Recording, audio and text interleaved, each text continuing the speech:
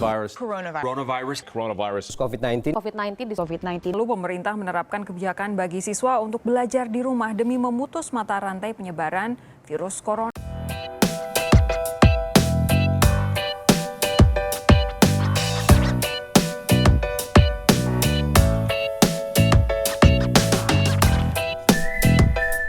Apa saja sih yang akan saya bahas dalam video kali ini? Ada 4 hal yang akan saya bahas, yaitu yang pertama ada dasar pemikiran, yang kedua ada permasalahan penelitian, yang ketiga ada metode penelitian, dan yang terakhir ada hasil penelitian. Yang pertama yaitu dasar pemikiran. Di sini ada 6 dasar pemikiran. Untuk yang pertama yaitu di Indonesia, dampak COVID-19 berpengaruh pada beberapa sektor, mulai dari kesehatan, ekonomi, pendidikan, dan masih banyak lagi sektor yang terdampak dari adanya pandemi COVID-19 ini. Untuk yang kedua yaitu dampak pandemi COVID-19 ini dirasakan juga pada perekonomian sektor usaha mikro kecil dan menengah atau UMKM, yang mana saat ini UMKM di Indonesia mengalami resesi karena melemahnya perekonomian.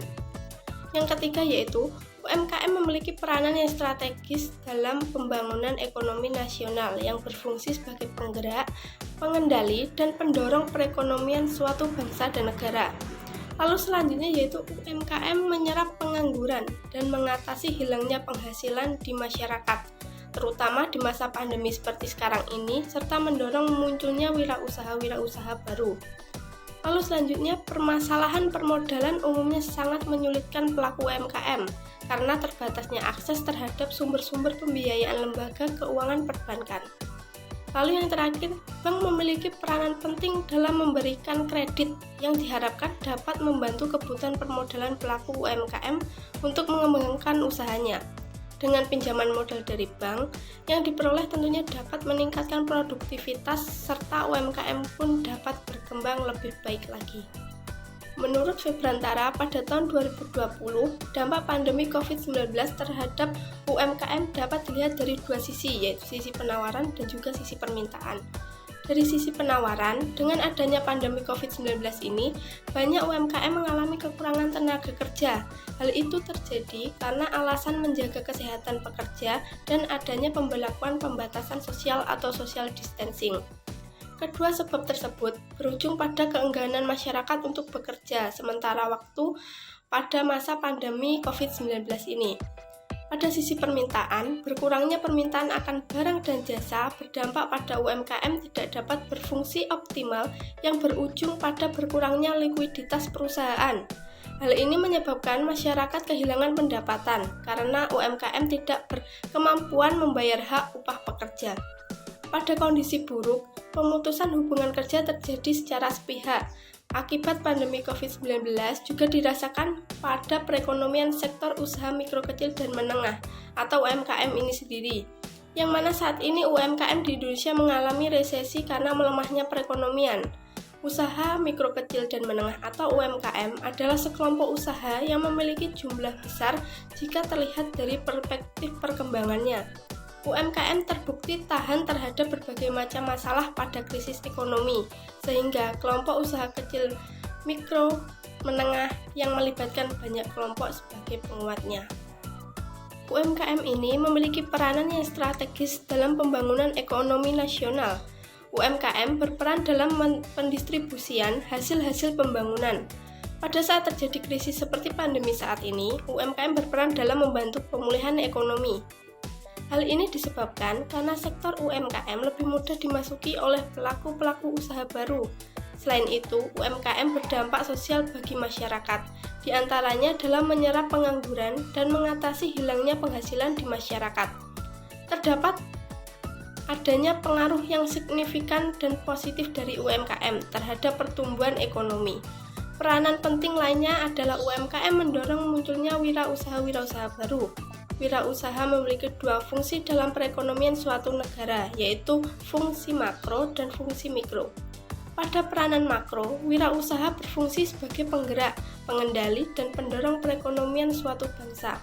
Seluruh usaha, baik itu besar maupun kecil, UMKM dimulai dari ide awal yang diimplementasikan oleh wirausaha. Pada UMKM, fungsi ini dapat bergerak lebih cepat karena kemudahan dalam memasuki industri pasar. Inovasi dan ide kreatif pada umumnya memiliki jalur birokrasi dan prosedur yang lebih rumit. Sementara pada sisi mikro, fungsi wirausaha dalam perusahaan menanggung resiko dan ketidakpastian, mengkombinasikan sumber-sumber ke dalam cara yang baru dan berbeda, menciptakan nilai tambah, menciptakan usaha-usaha baru atau inovasi, dan pencipta peluang-peluang baru atau peluang lapangan pekerjaan. Kreativitas dan inovasi memegang peranan yang sangat penting dalam pengembangan semangat kewirausahaan di kalangan pelaku UMKM itu sendiri. Hal yang sering dikeluhkan para pelaku ekonomi UMKM ataupun wirausaha baru adalah masalah permodalan. Permasalahan permodalan UMKM sangat menyulitkan pelaku UMKM karena terbatasnya akses terhadap sumber-sumber pembiayaan lembaga keuangan perbankan. Keterbatasan modal yang dimiliki UMKM akan mempengaruhi perkembangan UMKM itu sendiri. Bagi pelaku UMKM, bank merupakan sumber penting dalam perkembangan usahanya. Oleh karena itu, bank di sini memiliki peran dalam memberikan kredit yang diharapkan dapat membantu kebutuhan permodalan pelaku UMKM untuk mengembangkan usahanya. Dengan adanya kredit, diharapkan pelaku usaha akan lebih semangat dalam mengelola usahanya agar tidak sampai mengalami kerugian atau bahkan kebangkrutan. Hal ini dilakukan dengan cara menggunakan kredit yang diperoleh untuk meningkatkan produktivitas dan melakukan inovasi terhadap produknya agar nilai guna barang semakin meningkat.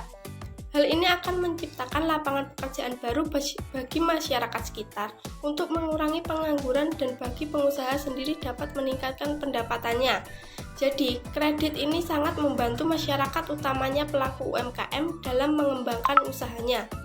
Oleh karena itu, timbul keinginan saya sebagai penulis untuk mengkaji lebih dalam mengenai dampak seperti apa yang dapat ditimbulkan dengan adanya penentuan kebijakan penyaluran kredit oleh UMKM di masa pandemi seperti ini. Selanjutnya yaitu permasalahan penelitian. Permasalahan yang terjadi di lapangan yaitu mengenai kurang pahamnya pelaku UMKM mengenai kebijakan bank soal pemberian kredit kepada para pelaku UMKM. Tingkat pengetahuan masyarakat terhadap produk perbankan masih rendah. Masyarakat hanya mengetahui bahwa bank hanya tempat untuk menabung saja, sedangkan mayoritas dari masyarakat belum mengetahui tentang produk-produk bank yang bisa membantu dalam permodalan UMKM. Faktor yang mempengaruhi tingkat pengetahuan masyarakat terhadap produk perbankan adalah kurangnya kesadaran masyarakat untuk mengenali produk-produk bank. Jaringan operasional bank masih sangat terbatas. Kurangnya sosialisasi dari pihak bank kepada masyarakat juga menjadi salah satu faktornya. Untuk selanjutnya yaitu metode penelitian. Penelitian ini dilakukan dengan cara observasi langsung ke tempat usaha atau UMKM, wawancara dengan pemilik, dan membuat dokumentasi. Observasi dilakukan dengan menerapkan prosedur kesehatan. Untuk selanjutnya yaitu tempat saya melaksanakan PPL, yaitu sebuah usaha kerupuk yang bernama TKT Miraos. Jadi, TKT Miraos ini adalah sebuah pabrik kerupuk yang beralamatkan di Desa Rejagung, Kecamatan Kedungwaru, Kabupaten Tulungagung. Pabrik kerupuk ini didirikan oleh seorang wanita bernama Bu Dewi Inayah. Usaha ini adalah usaha turun-temurun dari keluarganya yang berdiri sejak 1990 di Desa Ketanon. Kemudian, Bu Dewi memutuskan untuk membuka usahanya sendiri di Desa Rejagung. Untuk modal awalnya, Bu Dewi meminjam pada bank dan pernah bekerja sama dengan Bank Muamalat, BMT, Bank Panin, dan yang terakhir yaitu dengan Bank BRI sejak tahun 2018 sampai saat ini. Alasan mengapa pindah kerjasama dengan Bank BRI bisa memberikan pinjaman yang lebih besar. Di Bank BRI, Bu Dewi menggunakan rekening koran. Modal yang dipinjam dari Bank BRI yaitu 750 juta dengan jangka waktu 5 tahun serta biaya angsurannya sekitar 13 tahun per bulan yang dibayar ketika jatuh tempo pada tanggal 25 dan jaminan dari pinjaman tersebut adalah tanah beserta rumah. Selanjutnya mengenai pembahasan. Yang pertama yaitu pengertian dan tujuan kredit. Menurut Undang-Undang Perbankan Nomor 10 Tahun 1998 Pasal 21 Ayat 11, Kredit adalah penyediaan uang atau tagihan yang dapat dipersamakan dengan itu berdasarkan persetujuan atau kesepakatan pinjam-meminjam antara pihak bank dan pihak lain yang berkewajiban pihak meminjam untuk melunasi hutangnya setelah jangka waktu tertentu dengan pemberian bunga. Pemberian suatu fasilitas kredit mempunyai tujuan dan fungsi tertentu. Untuk selanjutnya yaitu dampak kebijakan penyaluran kredit terhadap pertumbuhan pembiayaan UMKM. Pertumbuhan pembiayaan di bank dapat diukur melalui jumlah peningkatan nasabah pengguna layanan KUR atau kredit usaha rakyat itu sendiri. Tentunya terdapat beberapa kebijakan yang ditetapkan oleh bank untuk menarik perhatian nasabah, seperti halnya owner dari pabrik kerupuk TKT Miraos ini yang memilih bekerjasama dengan Bank BRI dikarenakan Bank BRI dapat memberikan pinjaman modal yang lebih besar daripada bank-bank lainnya. Bantuan pinjaman ini yang nantinya akan sangat bermanfaat bagi pelaku usaha untuk mengembangkan bisnisnya. Bank BRI sendiri adalah salah satu dari 45 penyalur kredit usaha rakyat atau KUR dengan target penyaluran dana terbesar.